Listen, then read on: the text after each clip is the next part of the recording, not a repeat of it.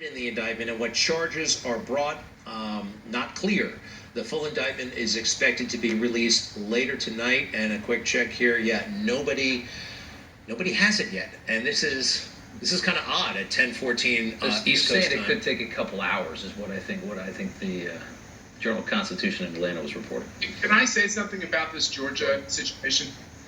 I spent a significant amount of time after the 2020 election in Las Vegas, in Nevada, and in Georgia.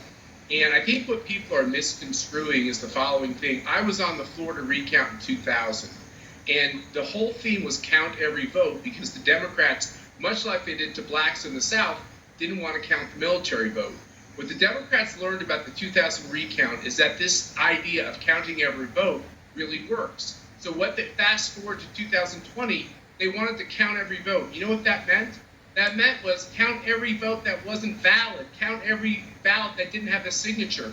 So when the president says, find me a few thousand votes, he's not saying manufacture votes, which is what this ridiculous indictment seems to imply. What he's saying is follow the law, Georgia. Look at the signatures on the ballots. You should be disqualifying thousands and thousands of people who voted for the wrong location or didn't have the right signature on their ballot. We had no disqualification process in these states on these ballots. We didn't follow the law. That's why we didn't have a president at the end of the evening like we had my whole adult life. All of a sudden now we can never know who the president is election night. Why can't we just follow these laws?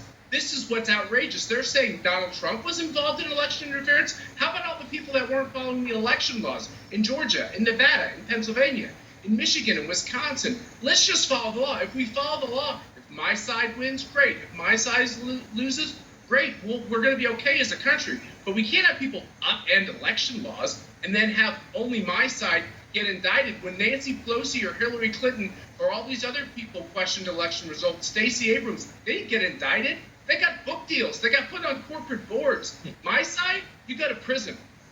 Matt, that's one of the best points I've heard. It makes